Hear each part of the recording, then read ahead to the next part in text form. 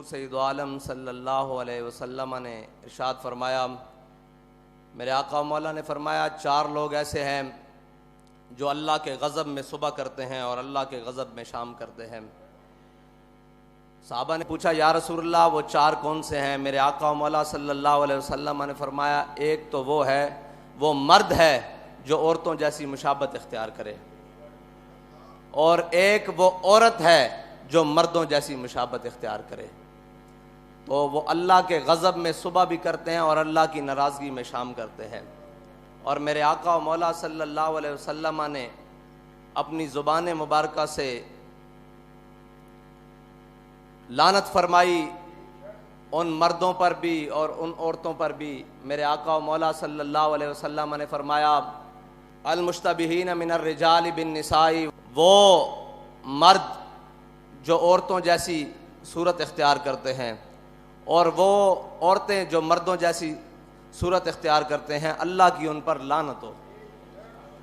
اب لعنت سے مراد کیا ہے جی؟ لعنت سے مراد یہ ہے کہ لغوی معنی اس کا یہ ہے کہ اللہ کی رحمت سے محروم ہو جانا، اور جو اللہ کی رحمت سے محروم ہو جائے وہ اللہ کے غضب کا مستحق ٹھہرتا ہے، اور جو اللہ کے غضب کا مستحق ٹھہرے وہ دنیا و آخرت میں برباد ہو جاتا ہے۔ یہ ہے لعنت کا معنی۔ اور میرے آقا و مولا صلی اللہ علیہ وسلم وہ زبان جس کو سب کن کی کنجی کہیں، اس کی نافذ حکومت پہ لاکھوں سلام۔ اب جس زبان سے ان کے اوپر لعنت ہوئی ہے وہ تو قیامت تک برستی رہے گی۔ اور لعنت سے مراد آپ کو بتا دیا کہ لعنت سے مراد وہ اللہ کی رحمت سے محروم ہو گئے، اور جس کو میرے آقا و مولا اللہ کی رحمت سے محروم کریں اسے رب کی رحمت دلوانے والا اور کون ہوگا؟ اس کو قیامت تک اللہ کی رحمت کوئی نہیں دلوا سکتا۔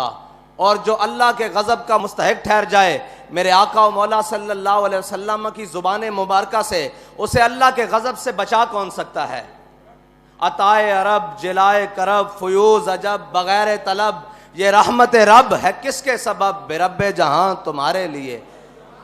یہ اللہ کی رحمت ہے ہی حضور کے سبب، اور اللہ کی رحمت کا سب سے بڑا مظہر میرے آقا و مولا صلی اللہ علیہ وسلم کی ذات ہے۔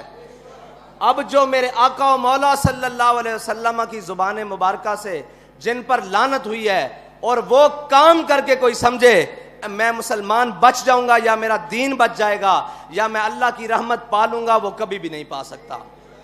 اب رہی بات، پوری دنیا میں ایک ڈھونگ رچایا گیا۔ وہ سب سے پہلے حقوق نسواں پہ ڈھونگ رچایا گیا جی، عورتوں کے حقوق۔ پھر اس کے بعد رچایا گیا جی اقلیتوں کے حقوق۔ پھر اس کے بعد ٹرانسجینڈر کہہ رہے ہیں آج لوگ کہ جناب یہ بہت بڑا مسئلہ بن گیا ہوا ہے۔ بھائی حق وہ ہے جو میرے آقا و مولا صلی اللہ علیہ وسلم کی شریعت انسان کو بھی دیتی ہے، جانور کو بھی دیتی ہے، چوپایوں کو بھی دیتی ہے۔ حقوق ان کے وہی ہیں جو میرے آقا و مولا صلی اللہ علیہ وسلم فرما گئے، اور شریعت سے ہٹ کر کوئی حقوق دینے آئے گا تو پھر اس کا انجام یہی ہوگا کہ عورتوں کو حقوق دینے لگے تو بے حیائی بڑھ گئی۔ بھائی جب عورتوں کو حقوق دینے کی باری آئی تو پھر بے حیائی بڑھائی گئی، عورتوں کو حق نہیں ملا۔ آج بھی کسی جا کے سمجھدار اور کسی بھی شعور رکھنے والے سے جا کر پوچھو، بلکہ شعور رکھنے والی خاتون سے جا کر پوچھو کہ تمہیں تمہارا حق ملا ہے، وہ کہے گی نہیں، میری تصویر اتار کر بورڈوں پر تو لگا دی گئی ہے لیکن مجھے میرا حق نہیں ملا۔ مجھے برہنہ تو کر دیا گیا ہے لیکن میرا حق نہیں ملا۔ مجھے جناب سٹاف تو رکھ لیا گیا ہے آفیسز میں، جناب چائے پلانے کے لیے اور ریسیپشن پر سامنے دکھانے کے لیے تو رکھ دیا گیا ہے لیکن میرا حق نہیں ملا۔ یاد رکھنا قیامت تک حق اسی کو ملے گا جو میرے آقا کا فرمان مانے گا، اور جو اس سے علاوہ حق ڈھونڈنے جائے گا پھر کے گلی گلی تباہ، ٹھوکریں سب کی کھائے کیوں، دل کو جو عقل دے خدا پھر تیری گلی سے جائے کیوں۔ حق وہی ہے جو میرے آقا و مولا صلی اللہ علیہ وسلم کے دین نے دیے، جو میرے آقا و مولا صلی اللہ علیہ وسلم کی شریعت نے دی۔ اب آ جائیں اقلیتوں کے حقوق پر۔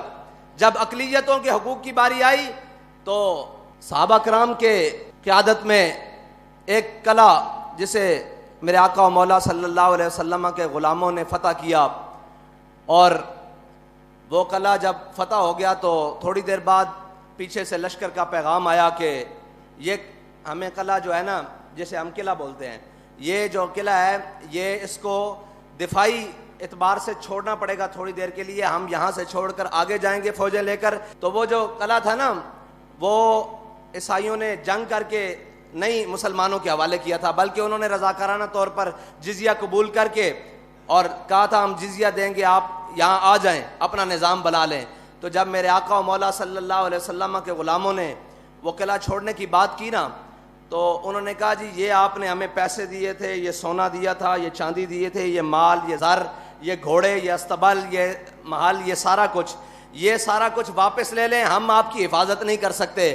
ہم آگے جا رہے ہیں دشمنوں سے جنگ لڑنے کے لیے، واپس آئیں گے تو آپ سے بات ہوگی، تب تک کے لیے آپ اپنی امان میں رہیں، ہماری امان سے نکل کر. تو جب صحابہ کرام کی فوجیں اور لشکر سارا کچھ باہر نکل رہا تھا نا قلعے سے، تو عیسائی کھڑے ہو کر ایسے دامن پھیلا کر ایسے دامن پھیلا کر کھڑے ہو کر کہہ رہے تھے یا اللہ ان دشمنوں کو دوبارہ واپس لے آئیں. یہ ہے اسلام کی اقلیتوں کے لیے حقوق.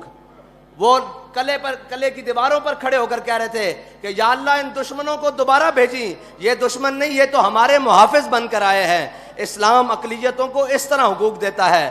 لیکن جب ان گماشتوں نے، ان یہود و نصارہ کے ایجنٹوں نے اقلیتوں کے حقوق دینے کی بات کی اور عالمی ایجنڈے کو اپنے گلے میں پہنا، تو پھر کیا کیا؟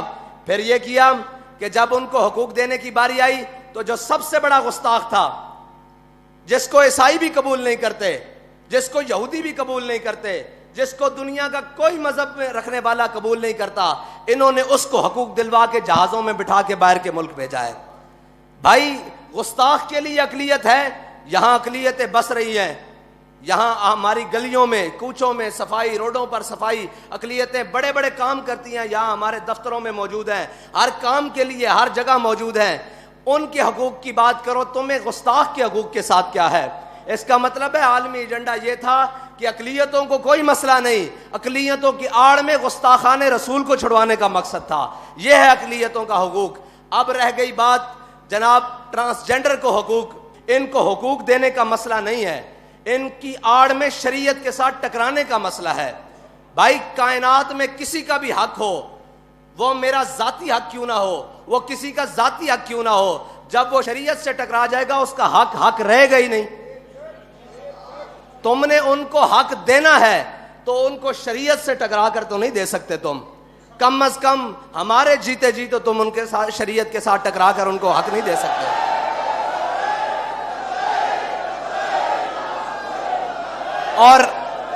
اور وہ حق رہا ہی نہیں جو شریعت سے ٹکرا جائے. اب تو وہ کفر بن گیا ہے جو شریعت سے ٹکرا کر ان کو حق دینے کی بات کرے.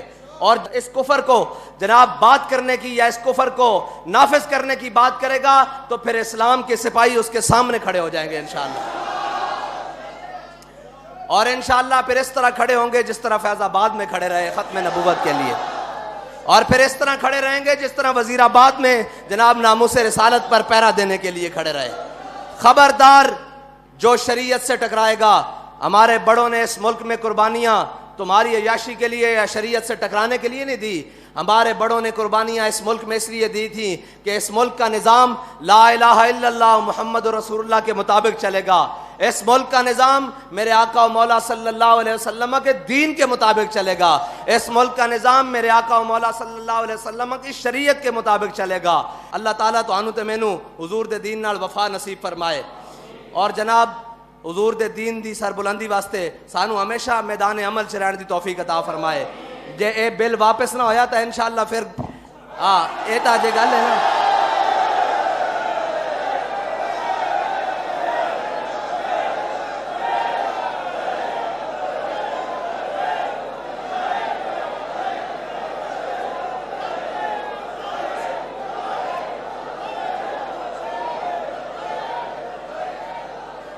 تسی اس نو حقوق دین دا اور بھی مطلب ہے شریعت نال ٹکرا کے دینے.